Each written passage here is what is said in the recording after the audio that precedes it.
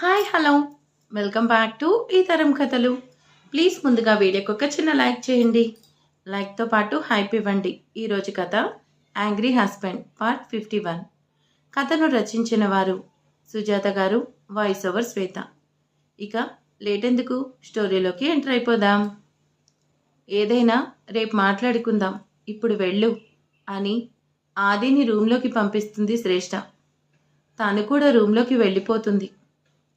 తెల్లారి ఉదయం అందరూ బ్రేక్ఫాస్ట్ చేస్తుండగా తినడం అయిపోగానే అందరూ ఒక 5 నిమిషాలు ఆగండి, మీ అందరితో నేను మాట్లాడాలి అంటారు వర్ధిని గారు. ఏంటమ్మా, ఏమైంది అని అడుగుతారు శ్రీనివాసరావు గారు. నాన్న తినండి, మీకు కాక ఇంకెవరికి చెప్తాను, మా అందరికీ పెద్ద దిక్కు మీరే. దాక్షాజయ్ ఒక రకంగా టెన్షన్ పడుతుంటే ఆది శ్రేష్ఠ ఇంకో రకంగా కంగారు పడుతూ ఉంటారు. ఎవరు సరిగ్గా తినరు, ఏదో తిన్నాము అనిపించి వచ్చి సోఫాలో కూర్చుంటారు. ఏంటో చెప్పండి అత్తయ్య, ఏదో మాట్లాడాలి అన్నారు కదా అని అడుగుతాడు జై. వర్ధిని గారు అందరి వైపు చూసి కొంచెం ఇబ్బంది పడుతూ తడబడుతూ, రమ్యకి పెళ్లి చేద్దామనుకుంటున్నాను. ఇది చాలా మంచి విషయం, తప్పకుండా మంచి సంబంధాలు చూద్దాం అంటారు శ్రీనివాసరావు గారు. అత్తయ్య, నేను ఆ ప్రయత్నంలోనే ఉన్నాను. కొంతమందిని సెలెక్ట్ చేసి ఉంచాను. వాళ్లలో మీకు నచ్చిన వాళ్ళని చూడండి, వెంటనే మాట్లాడదాం అంటుంది కీర్తన.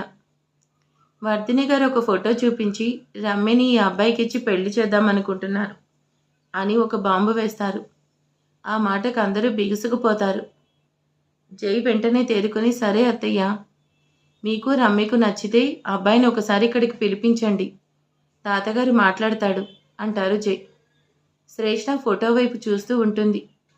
ఆది తన వైపు చూసి ఏమైంది అని సైగ చేస్తాడు. శ్రేష్ఠ మెల్లగా నడుచుకుంటూ ఆది పక్కకి చేరుతుంది. వాణ్ణి సరిగ్గా చూడు. చూశాను, సూటు బూటు వేసుకొని ఒక మాదిరిగా ఉన్నాడు అంటాడు ఆది. ఆది సరిగ్గా చూడు, రాత్రి మనం ఫాలో అయ్యింది వీణ్ణే అని సైగ చేస్తుంది. అప్పుడు ఆది ఏదో చూస్తున్నట్టు సెల్ ఓపెన్ చేసి ఆ ఫోటోని, తన ఫోన్లో ఉన్న ఫోటోని చూస్తూ ఉంటాడు. వీడు ఒక రౌడీ వెధవ, ఈ ఫోటోలో బ్రహ్మాండంగా రెడీ అయ్యి పెళ్లి చూపులకు పంపించాడు. ఇప్పుడు ఏం చేద్దాం? అందరికీ నిజం చెప్పేద్దాం, ఓకే అని వీళ్ళిద్దరూ ఏదో మాట్లాడబోయేసరికి, లేదు జై, అతను ఇక్కడికి రాడు. మా నాన్నగారు కానీ మీరు కానీ ఎవరూ మాట్లాడాల్సిన అవసరం లేదు, అన్నీ నేను మాట్లాడాను అంటుంది వర్ధిని. వర్ధిని గారు ఎందుకు అలా అన్నారో అర్థం కాక శ్రీనివాసరావు గారు కొంచెం బాధపడతారు. అదేంటత్తయ్య, మేమెవరం రమ్య కాబోయే హస్బెండ్ని చూడొద్దా, మాట్లాడొద్దా, అతను ఎలాంటి వారో తెలుసుకోవద్దా? అందుకని తనను పిలిపిస్తే అందరం ఒకసారి మాట్లాడతాం అంటాడు జై. వద్దు జై, మీరు సెలెక్ట్ చేసిన వాళ్ళు ఎలా ఉంటారో నాకు తెలుసు, అందుకని నా కూతురికి నేనే సంబంధం చూశాను. మీరెవరే పెళ్లి విషయంలో జోక్యం చేసుకోకుండా ఉంటే బాగుంటుంది. ఆ మాటకు అందరూ ఆశ్చర్యపడతారు. ఏమైంది అత్తయ్య ఎలా మాట్లాడుతున్నారు? నా వల్ల ఏమైనా తప్పు జరిగిందా, లేదంటే దక్ష వల్ల ఏమైనా ఇబ్బంది కలిగిందా? నాకెవరి వల్ల ఎలాంటి ఇబ్బంది జరగలేదు, కానీ మీరెవరు కూడా రమ్య పెళ్లి విషయంలో జోక్యం చేసుకోకూడదు. ఈ ఒక్క మాట వింటే చాలు. అదేంటత్తయ్య, నేను అబ్బాయిని చూడకుండా రమ్య పెళ్ళేంటి అని అడుగుతాడు జై.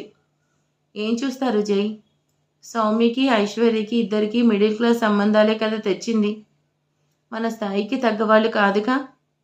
నా కూతురికి అలా మిడిల్ క్లాస్ అబ్బాయిని తెచ్చి పెళ్లి చేసే ఉద్దేశం నాకు లేదు. ఇదేంటి, వాడు కోటీశ్వరుడు అనుకుంటుంది అత్తయ్య. ఆది శ్రేష్ఠలకి షాక్ కొడుతుంది. ఇదేంటి అత్తయ్య మా ఇద్దరిని ఇలా అంటుంది అనుకుని జై దక్ష ఫీల్ అవుతుంటారు. అది కాదత్తయ్య, మాట్లాడుకు జై, ఇంట్లో అందరికీ మిడిల్ క్లాస్ అబ్బాయిల్ని తీసుకొచ్చి పెళ్లి చేసి ఆస్తి మొత్తం మీ భార్యాభర్తలు ఇద్దరూ తీసుకుందాం అనుకుంటున్నారా అని కొంచెం ఘాటుగా అని అడుగుతారు వర్ధిని గారు. ఆ మాటకి భార్యాభర్తలు ఇద్దరికీ సుడిగుండంలో చిక్కుకున్న ఫీలింగ్ కలుగుతుంది. దక్ష ఏడుస్తూ సోఫాలో కూలబడుతుంది. జై మాత్రం ముందుకొచ్చి, ఇప్పుడు ఏమైంది అత్తయ్య, ఎలా మాట్లాడుతున్నారు? అందరూ దక్ష వైపు బాధగా చూస్తారు. శ్రేష్ఠకైతే ఏడుపు వస్తుంది. నా ఫ్యామిలీ అని సొంత చెల్లిని కూడా దూరంగా ఉంచి ఇప్పటి వరకు కూడా నాతో మాట్లాడలేదు. అలాంటి నిన్ను ఇన్ని మాటలు అంటున్నారు అని బాధపడుతుంది. వర్ధిని గారి మీద కోపం కూడా వస్తుంది శ్రేష్ఠకి. ఉన్నదే కదా మాట్లాడుతున్నాను. మీ ఇద్దరూ అలాగే చేస్తున్నారు కదా. జైకి చాలా కోపం వస్తుంది. కానీ కన్న తల్లిలాగా పెంచిన అత్తయ్య అలా మాట్లాడుతుంటే ఇంకెక్కువ బాధగా అనిపిస్తుంది. మొదట తను ఈ ఇంటి కోడలుగా వచ్చింది. తన కోసమే కదా నువ్వు మేము చూసిన సంబంధాలని కాదు అన్నది. పోనీలే అని అందరం ఒప్పుకున్నాం. ఆ తర్వాత మెల్లిగా తన చెల్లిని తీసుకొచ్చింది. ఆ మాటకు అక్క చెల్లెలిద్దరూ వర్ధిని గారి వైపు చూస్తారు. ఆ తర్వాత సౌమ్యకి కీర్తనకు మామూలు సంబంధాలు చూసి పెళ్లి చేసుకుతున్నారు. అంటే అందరూ ఇంట్లో నుంచి బయటకు పంపించి మీ ఇద్దరు మాత్రమే ఆస్తిని అనుభవించాలనుకుంటున్నారు కదా. మీ ఆలోచన తెలుసుకోలేనంత అమాయకురాల్ని కాదు. అత్తయ్య అని ఆవేశంగా చెయ్యెత్తుతాడు జై. జై ఆగు అని తాతగారు, శ్రీవారు ఆగండి అని దక్ష చెరోవైపు జైని పట్టుకుని ఆపుతారు. మిగతా వాళ్ళందరూ కూడా జైని వెనక్కి లాగుతారు. ఈ హఠాత్ పరిణామానికి ఆది వాళ్ళు ఆ వీడియో సంగతి మర్చిపోతారు. ఏంట్రా ఇది పెద్దవాళ్ళ మీద చెయ్యెత్తవచ్చా అని మందలిస్తారు తాతగారు. ఆవేశంతో ఊగిపోతున్న జై చూడగానే వర్ధిని గారికి భయం వేస్తుంది. శ్రీవారు ఆగండి. మిమ్మల్ని కన్న తల్లిలాగా పెంచారు. ఆవిడ మీద చేయి చేసుకోవడం తప్పు అని తన చేయి పట్టుకొని కిందకి దించింది దక్ష. నీ పెళ్ళం నిన్ను బాగానే కంట్రోల్ చేస్తుంది కదా. ఒకప్పుడు సింహంలా ఉండేవాడివి. ఇప్పుడు తన కొంగు పట్టుకొని తిరుగుతున్నావు అని ఎగతాళి చేస్తూ మాట్లాడుతుంది వర్ధిని. పూర్తిగా నీ పెళ్ళం మాయలో పడిపోయావు. తను ఈ ఆస్తి కోసమే అందరితో మంచిగా ఉన్నట్టు అనిపిస్తుందిరా. తను మంచి మాటలతో మీ అందరినీ బోల్తా కొట్టిస్తుంది అనే విషయం ఇప్పటికైనా అర్థం చేసుకోండి అని అరుస్తూ పక్కకి తిరుగుతాడు జై. అసలు పెద్దమ్మ ఎందుకు ఇలా మాట్లాడుతుందో. నేను ఆస్తి కోసం నటిస్తున్నానా? ఆ మాటలు వింటుంటే ఏడుపు వస్తుంది దక్షకి. తను ఏం తప్పు చేసిందో అర్థం కాక తల పట్టుకుని కూర్చుంటుంది దక్ష. అసలు ఇంట్లో వాళ్ళందరికీ ఏమీ అర్థం కావట్లేదు. రమ్య పెళ్ళి అని చెప్పింది. ఆ టాపిక్ ఎటు నుంచి ఎటుపోతుంది. చివరికి వీళ్ళిద్దరు ఏవేవో అంటుంది. అత్తయ్య ఎందుకు ఇలా చేస్తుంది అని అందరూ అనుకుంటారు. అలాగే రాఖీ, రమ్య కూడా షాక్లోనే ఉండిపోతారు. ముందుగా తేరుకున్న రాఖీ, ఏంటమ్మా ఏం మాట్లాడుతున్నావు? అక్క, బావ అలాంటి వాళ్ళు కాదు. ఈ విషయం నాకన్నా నీకే ఎక్కువ తెలుసు అంటాడు. నువ్వు నోరు మూసుకోరా. అక్క అక్క అని తిరుగుతూ నువ్వు కూడా ఆవిడ గారు చెప్పినట్టు వింటున్నావు. నా మాట కూడా కాదని నిన్ను తన చుట్టూ తిరిగేలా చేసుకుంది. నిన్ను కాదు, ఇంట్లో అందరినీ తన వైపు తిప్పుకుంది. చివరికి మా నాన్న కూడా తనేం చెప్తే అదే చేస్తున్నాడు. అందరినీ ఏమాయి చేసిందో తన వైపు తిరిగిపోయారు. తనేం చెప్తే అదే వింటున్నారు, అదే చేస్తున్నారు. తన మాటే వేదవాక్ అయిపోయింది. దక్షిణ అనే మాటలు అంటుంటే ఇంట్లో అందరికీ బాధగా ఉంటుంది. ఆ మాటలకి దక్ష బాగా ఏడుస్తుంది. కన్నీళ్లతో వర్ధిని గారి వైపు చూస్తుంది.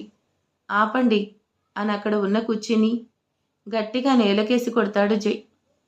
ఆ శబ్దానికి ఒక్కసారిగా అందరూ సైలెంట్ అవుతారు.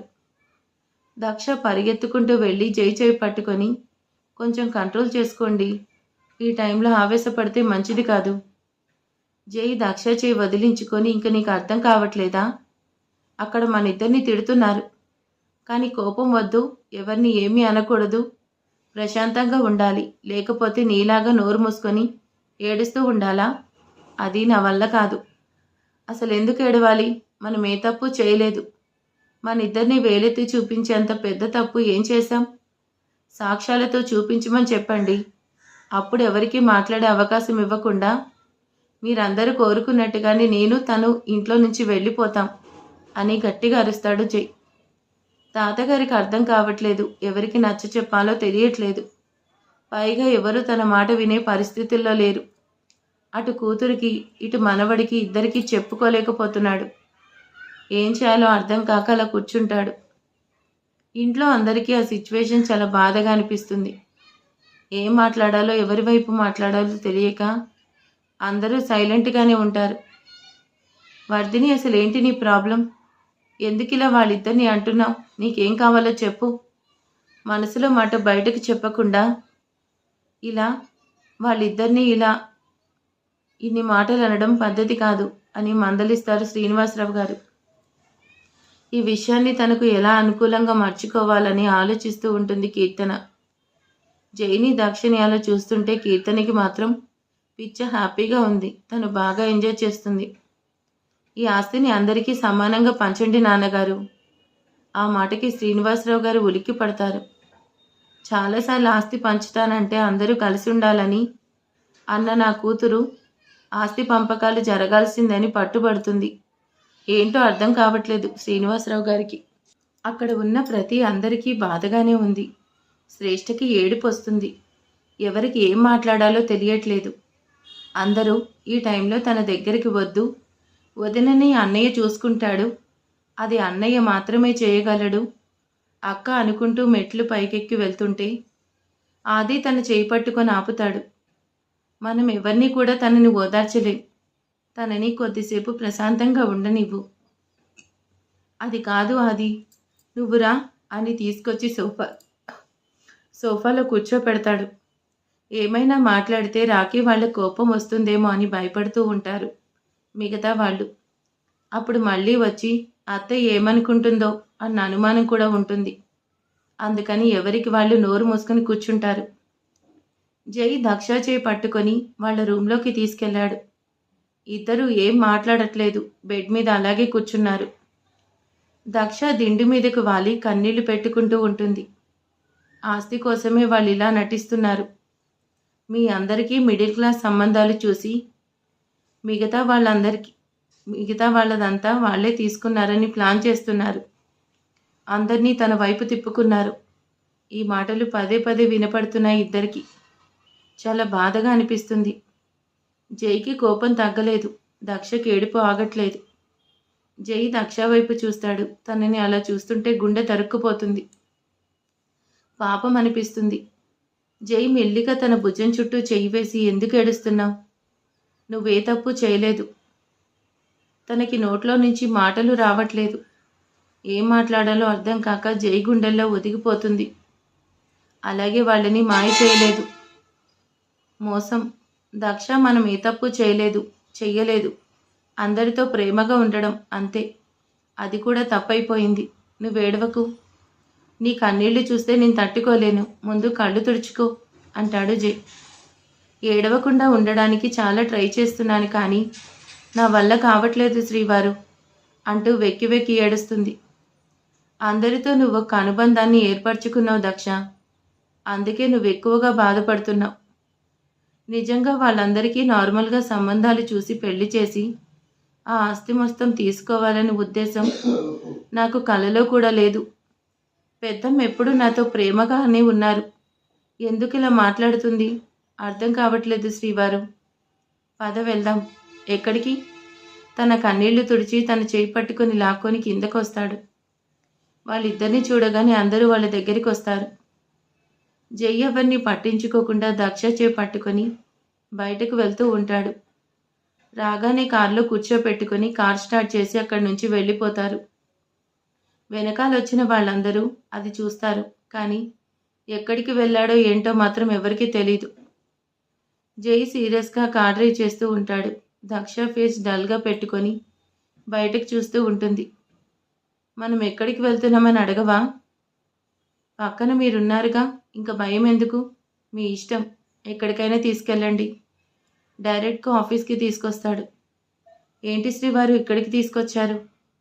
అక్కడే ఉంటే నువ్వు ఇలాగే ఏడుస్తూ ఉంటారు, అందుకే ఇక్కడికి తీసుకొచ్చాను. లోపలికి పద అని ఇద్దరు లోపలికి వెళ్తూ ఉంటారు. స్టాఫ్ అందరూ విష్ చేస్తూ ఉంటారు. జై నార్మల్గా వెళ్ళిపోతాడు. మామూలుగా అయితే దక్ష కొంతమందిని పలకరిస్తుంది. ఇప్పుడు తను కూడా మామూలుగా లోపలికి వెళ్తుంది. ఏంటిద్దరు అలా ఉన్నారు అనుకుంటుంది అంజు, కానీ పెద్దగా పట్టించుకోదు. తన వర్క్ చూసుకుంటుంది. నీకెంతసేపు కావాలంటే అంతసేపు ఇక్కడ ఏడువు. నీ కన్నీళ్లు ఇంకిపోయేదాకా అలా ఏడుస్తూనే ఉండు అని చాలా సీరియస్గా చెప్తాడు జై. వాళ్ళు మన ఇద్దరిని అన్ని మాటలు అంటుంటే ఏడుపు రాదా? దానికి కూడా అంత సీరియస్ అవుతారేంటి? దక్షని తీసుకొచ్చి చైర్లో కూర్చొని పెట్టి తను కూడా ఇంకొక చైర్లో కూర్చొని, సీరియస్ కాదురా, నిజంగానే చెప్తున్నాను, అత్తయ్య అన్న మాటలకి నాకు కోపం వస్తుంది కానీ ఏడుపు రావట్లేదు. అసలు ఎందుకు ఏడుస్తూ ఉండాలి? ఇంకా నన్ను చాలా మాటలు అన్నా కానీ నాకు బాధ అనిపించేది కాదు. కానీ నిన్నంటుందిరా, అది తట్టుకోలేకపోతున్నాను. నీ చేత కన్నీళ్లు పెట్టించారు, అది భరించలేకపోతున్నాను. ఆ కోపంలో తన మీద చెయ్యెత్తాను. దక్ష టిష్యూ తీసుకొని కళ్ళు తుడుచుకుంది. ఇక ఏడవకుండా ఉండడానికి ట్రై చేస్తాలే అంటుంది. నీకు తెలుసు కదరా, నువ్వేడిస్తే నాకున్న కోపం ఇంకా పెరుగుతుంది. ఆ కన్నీళ్లు చూస్తే ఆ బాధలో ఇంకేం చేస్తున్నానో కూడా నాకు తెలీదు. ఇక నుంచి అయినా జాగ్రత్తగా ఉండు. ఇప్పుడు నన్ను ఇక్కడికి ఎందుకు తీసుకొచ్చారు? నీకేం అర్థమవుతుంది, కొద్దిసేపు వెయిట్ చేయి. ఆ రోజు నైట్ కూడా చాలా లేటుగా ఇంటికి వెళ్తారు ఇద్దరు. వీళ్ళు వెళ్ళేసరికి అందరూ నిద్రపోతారు. డైరెక్ట్గా వాళ్ళ రూమ్కి వెళ్ళేసరికి అక్కడ రమ్య ఉంటుంది. రమ్యని చూడగానే ఇద్దరు ఒకరి మొహాలు ఒకరు చూసుకున్నారు దక్ష జై. ఏంటి రమ్య, ఇలా వచ్చావు? నేను ఇక్కడికి రాకూడదా బావా అని చాలా బాధగా అడుగుతుంది రమ్య. నేను అలా అనలేదు, చాలా లేట్ అయింది కదా, నిద్ర వస్తుంది, బాగా అలసిపోయాం, అందుకని అడిగాను. నువ్వు కూడా వెళ్ళి పడుకో, రేపు పొద్దున మాట్లాడుకుందాం అంటాడు. బావా, నేను మీ ఇద్దరితో ఇప్పుడే మాట్లాడాలి. అదే రేపు మాట్లాడదాంలే, వెళ్ళు అంటాడు. బావా ప్లీజ్ 2 నిమిషాలు నా కోసం టైం స్పెండ్ చేయలేవా? అక్క నువ్వైనా చెప్పవా అని దక్ష వైపు చూస్తూ అడుగుతుంది. దక్ష సైలెంట్గా ఉంటుంది. తనేం మాట్లాడకపోయేసరికి ఓకే అక్క, మా అమ్మ ఏదో అంది అని ఆ కోపం నా మీద చూపిస్తున్నారు. ఆ విషయం తెలుసుకోలేనంత అమాయకురాల్ని కాదులే. సరేలే, నేను వెళ్తాను అంటుంది రమ్య. అదే లేదు రమ్య, నువ్వు అలా అనుకోవద్దు. ఇప్పుడు మాట్లాడే పరిస్థితుల్లో లేము, బాగా నిద్ర వస్తుంది అంటాడు జై. ఇప్పుడు మీరు నాతో మాట్లాడకపోతే మళ్ళీ జీవితంలో అలాంటి అవకాశం వస్తుందో రాదో తెలీదు బావా అని ఏడుస్తూ వెళ్ళిపోతుంది. తను అన్న మాటకి ఇద్దరు ఒకరి మొహాలు ఒకరు చూసుకున్నారు కానీ రమ్మని పిలిచే ప్రయత్నం చేయరు. ఇద్దరు పడుకుంటాను కానీ నిద్ర పట్టట్లేదు. మనసులో పిచ్చి పిచ్చి ఆలోచనలు. వీళ్ళు కూడా ఇద్దరు మాట్లాడుకోవడం లేదు, ఎవరి ఆలోచనలో వాళ్ళు ఉన్నారు. కొద్దిసేపటికి దక్ష నిద్రపోతుంది. తను నిద్రపోతుందని కన్ఫర్మ్ చేసుకున్న తర్వాత జై మెల్లిగా లేచి డోర్ క్లోజ్ చేసి బయటకు వస్తాడు. గార్డెన్లో చాలాసేపు తిరుగుతాడు. ఉదయం దక్ష నిద్రలేచేసరికి జై కౌగిల్లో ఉంటుంది. చిన్నగా నవ్వుతూ గుడ్ మార్నింగ్ అంటుంది. గుడ్ మార్నింగ్ మై డియర్, ఫాస్ట్గా స్నానం చేసి నేను చెప్పిన పని చేయి అంటాడు. సరే శ్రీవారు అనుకుంటూ తన బట్టలు తీసుకొని వాష్రూమ్కి వెళ్తుంది. జై కళ్ళు మూసుకుని దీర్ఘంగా ఆలోచిస్తూ ఉంటాడు. దక్ష రెడీ అయి వస్తుంది. జై కూడా ఫాస్ట్గా రెడీ అయి వస్తాడు. ఓకేనా అని తన వైపు చూసి స్మైల్ ఇస్తాడు. కబోర్డ్లో నుంచి ఒక బ్యాగ్ తీసి బయట పెడుతుంది. దాన్ని జై తీసుకొని ముందుకు వెళ్తాడు. తన వెనకాలే వెళ్తుంది దక్ష. వీళ్ళిద్దరూ వెళ్ళేసరికి అందరూ అక్కడే ఉంటారు. ఆది శ్రేష్ఠ మాత్రం అక్కడ లేరు. అందరి మొహాల్లో దిగులు బాధ కొట్టొచ్చినట్టు కనిపిస్తుంది. రోజుకిలాగా ఎవరు నవ్వుతూ మాట్లాడట్లేదు, చూడట్లేదు. టోటల్గా ఫ్యామిలీ మొత్తం మీద కీర్తన ఒక్కతే హ్యాపీగా ఉంది. దక్ష కూడా రోజులాగా వెళ్ళి ఎవరికీ బ్రేక్ఫాస్ట్ పెట్టట్లేదు. సైలెంట్గా జై పక్క నిలబడింది. తాతయ్య అని జై ఏదో చెప్తుంటే తర్వాత మాట్లాడచ్చు, ముందు అందరూ వచ్చి కూర్చొని బ్రేక్ఫాస్ట్ చేయండి అంటారు తాతగారు. తాతగారి మాటకి ఎవరు ఎదురు చెప్పరు కాబట్టి సైలెంట్గా వచ్చి కూర్చుంటారు. జై దక్ష కూడా కూర్చుంటారు. రేపు ఉదయం గుడిలో రమ్యకి పెళ్ళి, అందరం ఒకే ఇంట్లో ఉంటున్నాం కదా, మీరు రాకపోతే బాగోదు కాబట్టి పెళ్ళికి రండి అని ఏదో బయట వాళ్ళకి చెప్పినట్టు పొడి పొడిగా నార్మల్గా చెప్తుంది తప్ప ప్రేమగా పిలవడం లేదు వర్ధిని గారు. ఇప్పుడు మాట్లాడకపోతే ఇక మీతో ఎప్పటికీ మాట్లాడలేను అని రాత్రి రమ్య చెప్పిన మాట జైకి దక్షకి ఇద్దరికీ గుర్తొస్తుంది. ఇద్దరు రమ్య వైపు చూస్తారు. తను కూడా తలదించుకొని ఉంటుంది తప్ప ఎవరితోనూ ఏమీ మాట్లాడడం లేదు. ఆఫీస్లో కొంచెం వర్క్ ఉంది అత్తయ్య అంటాడు జై కూడా నార్మల్గా. పని మానుకొని రావాల్సిన అవసరం లేదులే, నువ్వు పని చూసుకో, కనీసం మీ ఆవిడనైనా రమ్మని చెప్పు అంటుంది. తను కూడా రాదులే అత్తయ్య, ఆఫీసులో నాకు హెల్ప్ చేస్తుంది అంటాడు. సరే మీ ఇష్టం అని తినడంలో నిమగ్నమైపోతారు వర్ధిని గారు. రమ్య మాత్రం కన్నీళ్లతో ఇద్దరి వైపు చూస్తూ ఉంటుంది. రేపు మార్నింగ్ రమ్యకి పెళ్ళి. అసలు ఎవరికి ఏమీ చెప్పకుండా ఈ పెళ్ళేంటి అని కుటుంబ సభ్యులంతా ఆశ్చర్యపోతారు. మరి ఆ తర్వాత ఏం జరగబోతుంది, ఏంటి, అసలు ఏం జరిగింది, వర్ధిని గారు ఎందుకు ఇలా మాట్లాడుతున్నారు అనేది రేపటి ఎపిసోడ్లో ఏమైనా తెలుస్తుందేమో చూద్దాం. మరి నెక్స్ట్ ఎపిసోడ్లో తెలుసుకుందాం. ఈరోజు ఎపిసోడ్ ఎలా ఉందో కామెంట్ చేసేయండి, లైక్ చేయండి. కొత్తగా ఎవరైనా మన ఛానల్కి వస్తే ప్లీజ్ సబ్స్క్రైబ్ చేసుకోండి. Thank you.